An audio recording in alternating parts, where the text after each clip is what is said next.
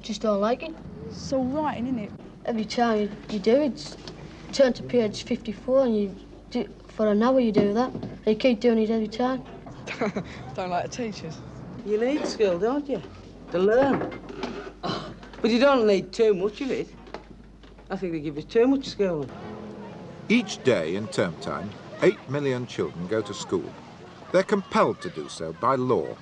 And in 1973, there'll be another 250,000 of them, because the school leaving age is to be raised to 16.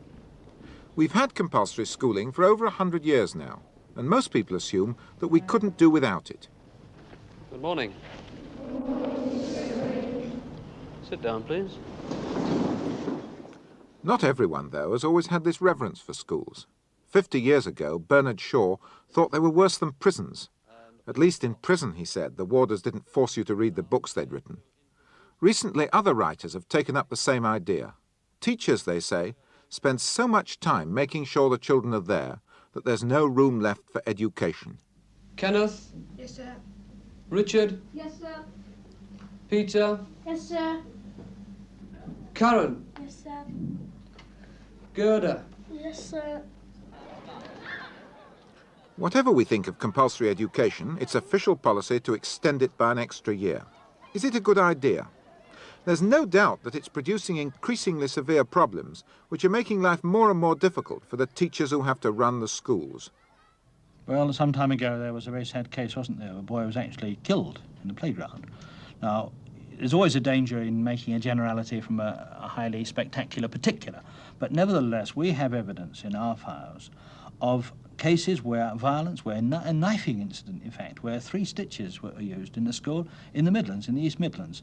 We had a case of a teacher whose leg was broken. There was the case of the teacher who was kicked in the groin and finally brought down the lad in a rugby tackle and found it necessary to use a punch. In fact, it fractured this was a big lad, a 16-year-old boy, fractured his jaw. I suppose they say the teacher hits back literally. But these are cases, these are the dramatic ones, but many classroom teachers are particularly frustrated not by the dramatic axe-swinging, knife-wielding incident, which mercifully are few and far between, but the persistent, almost endemic classroom unrest. If the country, if the government, if the state insists that they go to institutions marked school, and perhaps that institution is not providing what they need, but given that the country is saying, and this is what the Secretary of State is saying, that next year, or next year from then on, all our youngsters are going to stay on, whether they like it or not, for another year of compulsory schooling, then what we say is that there will be an increase in disciplinary problems. Well, boys and girls, over this last couple of weeks, we've all been working, as you know, on ancient... And it's not just in discipline and violence, though that's what makes the headlines. A more serious complaint against compulsory school is that it fails to deliver the goods. In one Midlands city, 6 children out of every 100 leave school semi-literate, unable to read even a simple newspaper. Now, how far is it across the English Channel? That's a good guess, Roger. About 20 miles. About 20 at its shortest point. And many more children simply skip school altogether. In some schools, attendance figures are down to 75%. So what's the answer? Tougher discipline? More compulsion? Many teachers think so, and some parents instinctively agree. But others take exactly the opposite view. To them, education and compulsion just don't mix. A group of teachers in Liverpool have put these ideas into practice and have set up what they describe as a free school, which is just what it says it is, free. For the first time, working-class parents in this area of Liverpool have an alternative to the local state school available to them. But it's free in another sense also. There are no formal lessons. Though to comply with the law they have to keep a register, the children are free to follow whatever activity suits them best. Yeah. A free school is a place which operates in the way that the people in it want it to operate. If you want to make rules, you make rules. And when you find out the rules don't work, you change them. You know, and it changes to meet all the various requirements of the people in it.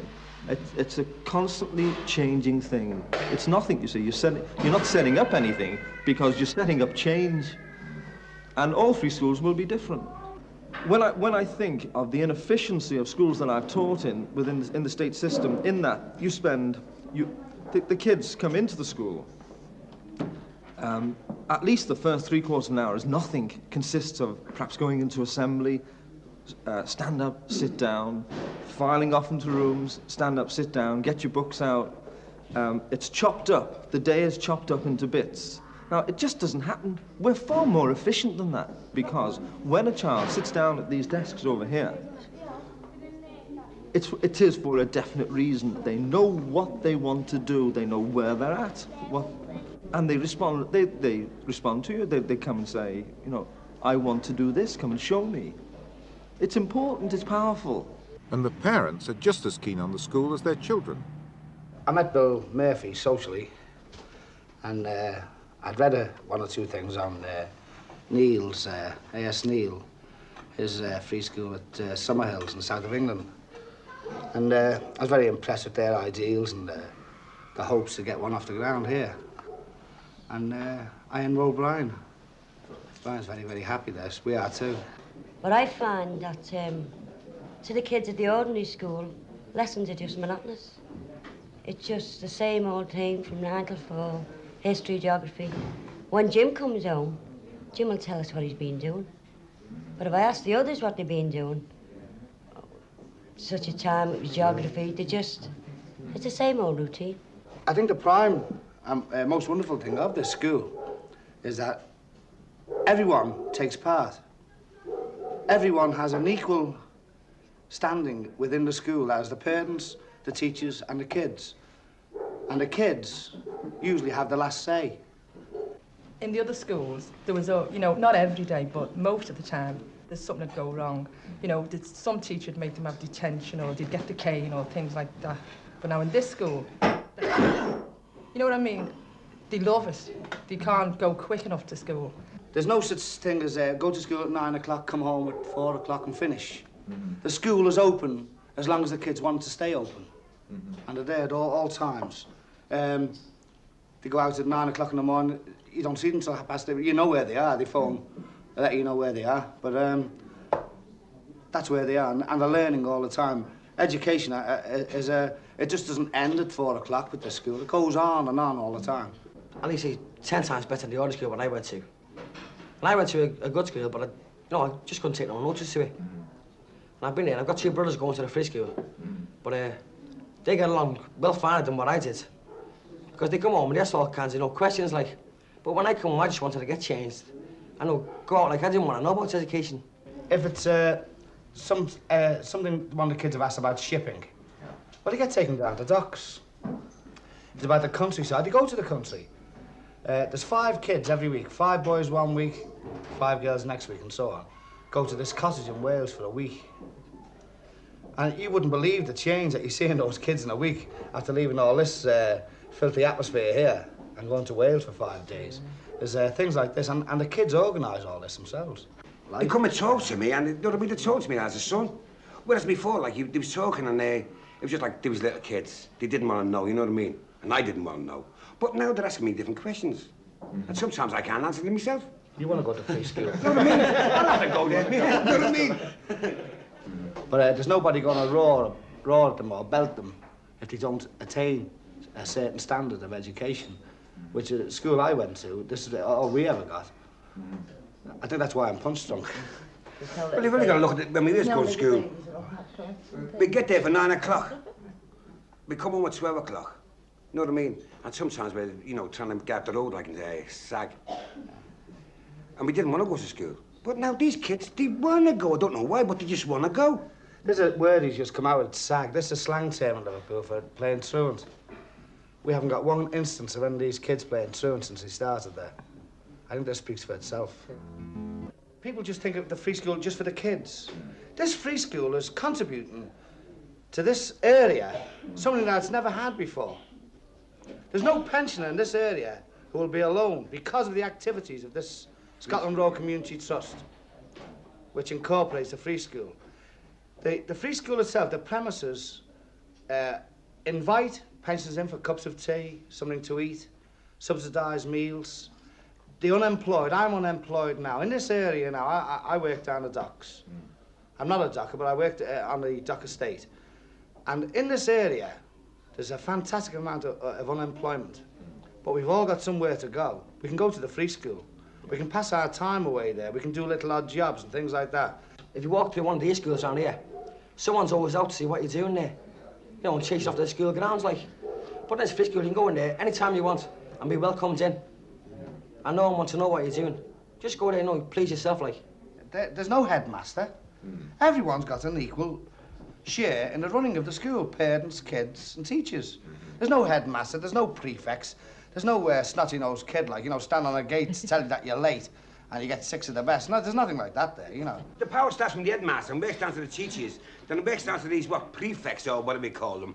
Know what I mean? Well, the kids are terrified from the prefect up then, aren't they? Which is all wrong. Well, what's a headmaster frightened of? He's frightened of the governors.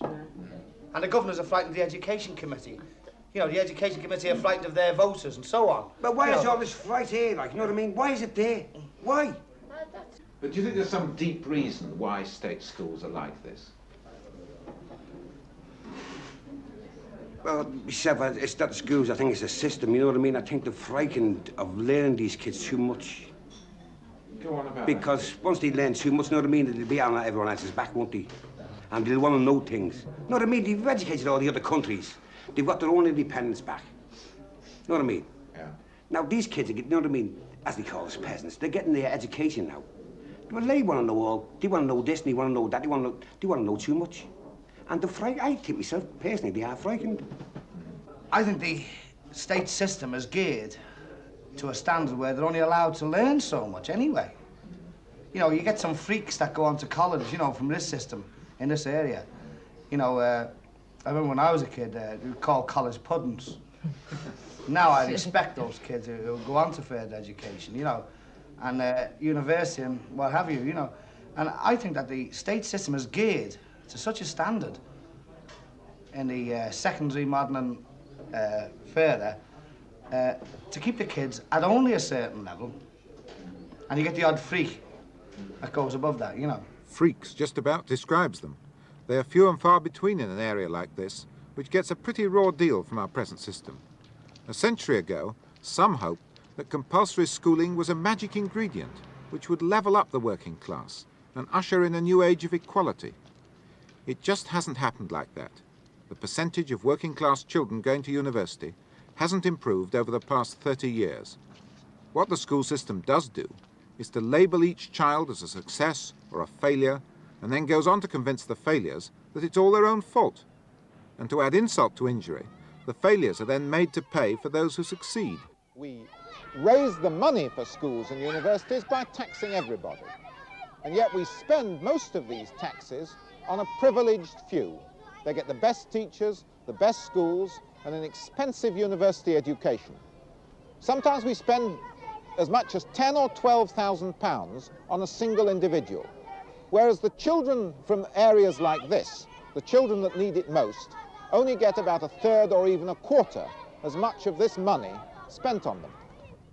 And of course the reason is that education at a university like this is so expensive.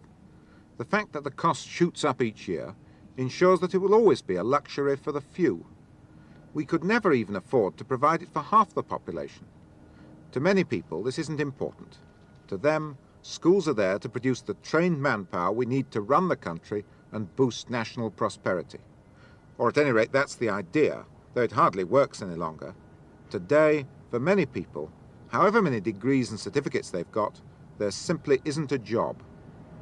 We are conspirators in the great training robbery, that it's a self-justifying system. In fact, and this is the point, I think, the strong point for alternatives in and beyond the system, is that we are now beginning to appreciate that the reasons for lack of progress are in fact structural. It's a myth to think that people who have public school type education will get public school type jobs, because those jobs are not available and they are got for reasons other than public school education.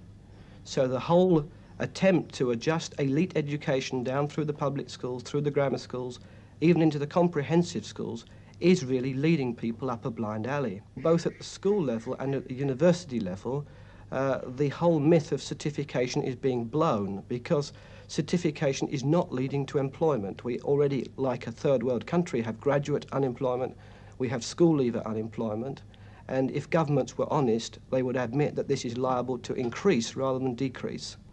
There's nothing around here for them. They built a new school here. It's worth millions, let's say. And what good is it going to do them when they have to leave home to get a job for the qualifications that they've been there for? Well, are you saying the qualifications they get here don't help them get a job? That's right. They don't help at all. Anywhere? Anywhere. Yes. Depends how far down you walk. How far down where? South. That's it. That's what I'm on about. Why get all your qualifications to leave home? I mean, you don't need 5 GCE O levels just to work down the pit, do you? I think that making education compulsory in the 19th century was a very socially progressive act, because the situation that the country was in at the time was that a lot of people who could have benefited from state education weren't getting it, so that at that time it was a progressive act. The trouble is that people now automatically think that because compulsory education was good at one time, that extending it to 16-year-olds is also a progressive act. And I would query it very much. I mean, people already are having fantastic difficulties with the school-leaving classes. A lot of them don't come, you know, a lot of them just stay at home. And I think that perhaps the one good thing about raising the school-leaving age is going to be that they'll find that on the whole people don't go, and teachers might actually be forced to think for the first time in many years what their responsibility is for persuading people to come and work with them. You know, they might actually have to think about what they're on with and what they're doing and how interesting their subject is and so on. In fact, there's a good deal of thinking going on in state schools. Some of them are opening their doors and becoming community schools, open to all the people all the time. At one of Sheffield's new comprehensive schools, Rowlinson, the emphasis is away from compulsion and towards choice. Choice of the subjects the pupils want to study and of the teachers they want to learn from. It's no longer a set of classrooms for children to have lessons in from 9 till 4, but rather a communal building with libraries, workshops, laboratories and a swimming pool, which are open in the daytime and the evenings for everyone to use.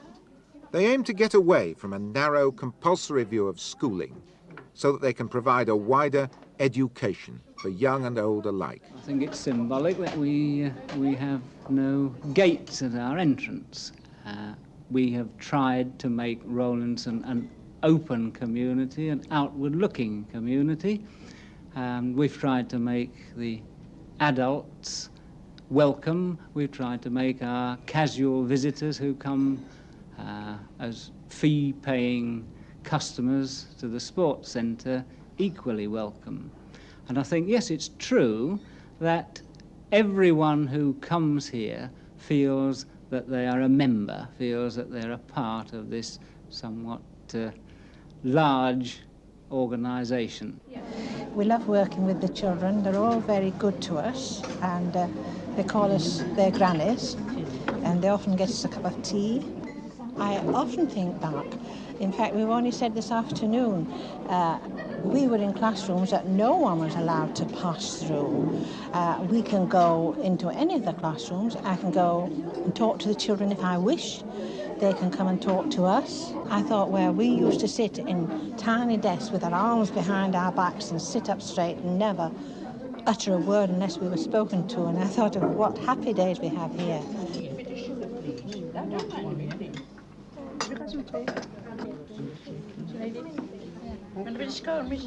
Many years ago, when I was much younger, I thought it was essential to educate everyone to the limit of their ability, and at that time I thought compulsory education was the answer. I think now that education must be a voluntary process, although the younger one is, the more guidance one needs as to what's necessary. So, yes, I would say that the way we're going would tend towards making education pleasure and therefore voluntary. I'm against compulsory anything. I mean, the myth of the progressive education system at the moment is that on the one hand, you say people must be locked in schools from the age of 5. Now, come on, be free. Here's your sand and your water. Play with it, you know. But you say in the first place they've got to they've got to go. And I think there's a contradiction here between what people say they're trying to do and what the actual system is forcing on them. I certainly think that we should look very carefully. I mean, I don't think it's any question of saying, pie in the sky, let's sweep schools away and just forget about them. But I certainly think that we should look very carefully at finding practical ways of starting to de-school, of involving young people. I mean, a very good way would be simply to say everybody leaves school at 11 and goes and works with grown-ups somewhere else. When I actually sit and think that at this moment, has the magic bell gone? I don't know. But roughly at this moment, there are several million kids sitting pointlessly in buildings all over the country, learning, pretending to learn rubbish, and what they're really learning is that your life is organised from the cradle to the grave, and that when bells ring you jump, and you only go out when people say you can, and so on. No, it seems to me to be a monstrosity, and I would be all in favour of starting to demolish it immediately. But the kids themselves will demolish it by not going.